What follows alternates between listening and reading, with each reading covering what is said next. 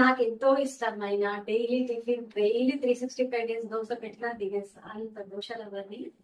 ఎన్ని రకాల దోశలు ఉన్నాయో మాక్సిమం అన్ని ట్రై చేసేసాను. తిన్నాను బయట చాలా తిన్న దోశలు. సో ఆంధ్ర స్టైల్ కానీ, రాయలసీమ స్టైల్ కానీ, తెలంగాణ స్టైల్ కానీ, ఏ దోశలు ఆఖరికి ఎమ్మెల్యే దోశ కూడా తిన్నాను. అంత దోశ అంటే అంత ఫేవరెట్ అవ్వదు. సో అలాంటి దోశని నా కిచెన్ లో చూపించకపోతే ఎలా? సో సింపులే అన్నమాట, పెద్ద కష్టమే కాదు. సింపుల్ దోశలు నాకు తెలిసిన దోశలు చూపిస్తాను. చలో ఎంజాయ్ చేద్దామా. సో మనకి ఫస్ట్ దోశలు ఏ దోశ ప్రిపేర్ చేసుకోవాలన్నా కావాల్సింది ఫస్ట్ బ్యాటర్, అంటే దోశ పిండి. ఆ దోశ పిండిని ఎలా ప్రిపేర్ చేసుకోవాలంటే వెంటనే ఇన్స్టెంట్ గా అంటే అవ్వదండి. దీనికి 1 డే బిఫోర్ ప్రాసెస్ ఉంటుంది. ఆ 1 డే బిఫోర్ ప్రాసెస్ ఏంటి అంటే, మెయిన్ మినపప్పు, ఇది బియ్యం.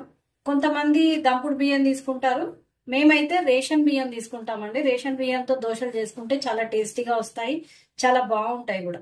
అయితే ఇది ఒక గ్లాసు మినపప్పుకి 2 గ్లాసుల బియ్యం.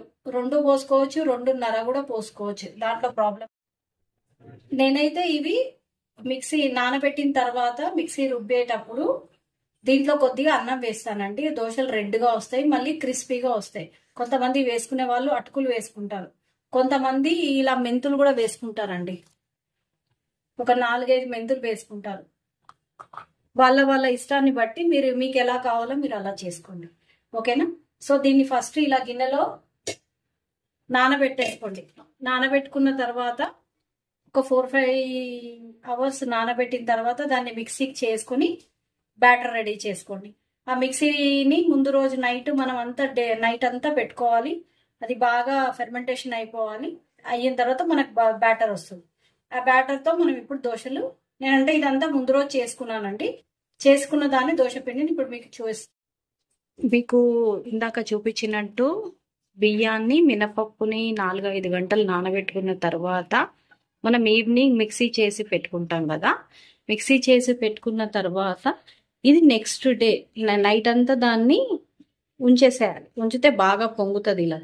ఇలా పొంగిన తర్వాత ఇలా కన్సిస్టెన్సీ మనకు వస్తుంది, ఒక బ్యాటర్ రెడీ అవుతుంది.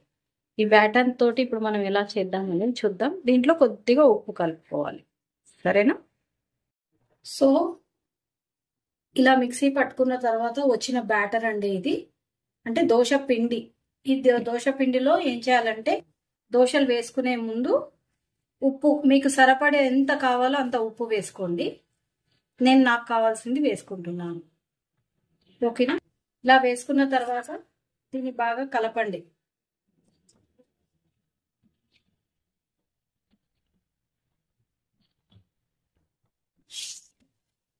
ఓకే, బ్యాటర్ రెడీ అయ్యి పక్కన పెట్టుకున్నాం కదండి. ఇప్పుడు నేను 2 రకాల దోశల కోసం కావాల్సిన ఇంగ్రీడియంట్స్ చూపిస్తున్నాను. ఉప్పు, కారం, పచ్చిమిర్చి, ఉల్లిపాయ, మీకు కావాలనుకుంటే జీలకర్ర, ఎగ్స్. దీనికి ప్యాన్ పైన వేసుకోవడానికి మీ ఇష్టం అండి. బటర్ వేసుకుంటే బటర్ వేసుకోండి, లేదు బటర్ అవాయిడ్ చేసే వాళ్ళు నూనె వేసుకొని చేసుకుంటా అంటే కూడా. నేను స్టవ్ వెలిగించి ప్యాన్ పెట్టానండి. ప్యాన్ పెట్టి ఇది బాగా హీట్ ఎక్కిన తర్వాత కొద్దిగా ఆయిల్తో బ్రషింగ్ చేసుకున్నాను. బ్రషింగ్ చేసుకున్న తర్వాత ఇప్పుడు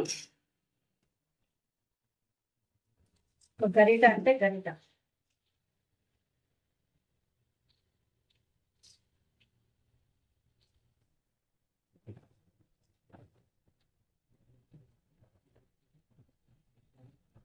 ఇలా ఒకటి పోసుకోండి. పోసుకున్న తర్వాత ఇలా చాప్ చేసి పెట్టుకున్న ఆనియన్స్, ఉల్లిపాయల్ని ముక్కలుగా సన్నగా తరిగిన ఉల్లిపాయల్ని అన్నిటినీ దీని మీద వేయండి. ఇది ఆనియన్ దోశ కాబట్టి ఆనియన్స్ ఎక్కువనే పడతాయి, మొత్తం కంప్లీట్ ఆనియన్ ఇది. అలానే ఇందులో నేను కారం వేయట్లేదండి. చాప్ చేసి పెట్టుకున్నాం పచ్చిమిర్చి, అంటే మిరపకాయలని కూడా బాగా చాప్ చేసి పెట్టుకున్నాం సన్నగా. ఇది మీకు మిరపకాయలు ఇష్టం లేకపోతే, పిల్లలకి కొంచెము నోట్లో తగులుతుంది అనుకుంటే మిరపకాయలని అవాయిడ్ చేయండి. ఓన్లీ ఆనియన్స్ వేసి ఇవ్వండి, ఓకేనా?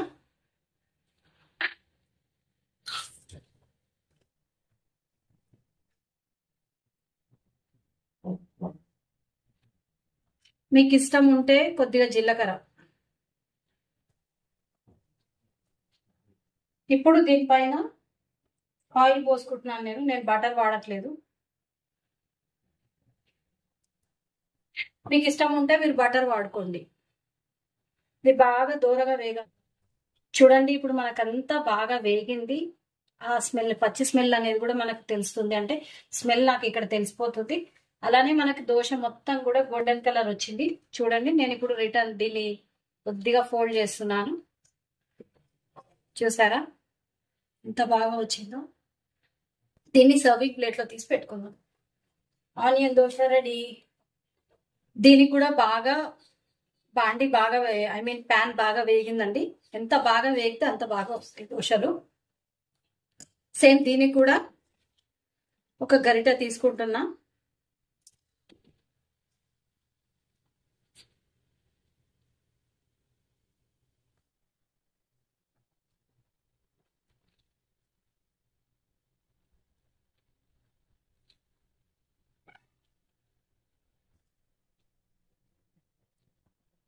దీనికి కొంచెము తిక్కుగా వేసుకోండి, ఎందుకంటే దీనిపైన చేసి వేస్తాం కదా, కొద్దిగా టైం టేకింగ్ అవుతుంది.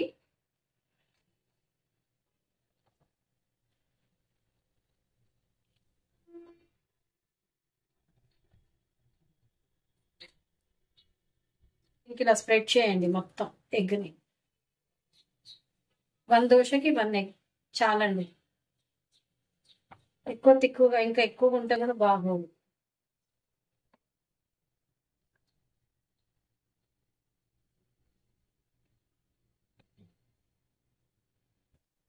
ఇది ఇలా వేగుతున్నప్పుడు కొద్దిగా హైలో పెట్టుకోండి.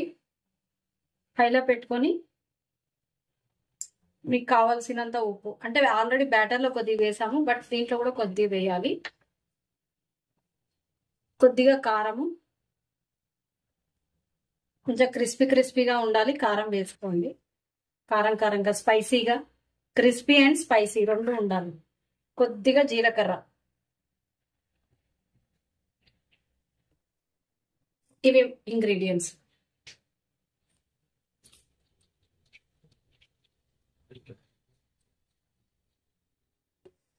ఇది కొద్దిగా వేగేదాకా ఆగుదామండి.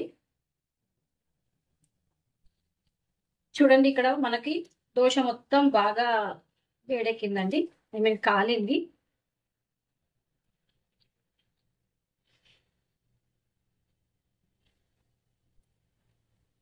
ఇప్పుడు నేను దీన్ని రివర్స్ వేస్తున్నా అండి.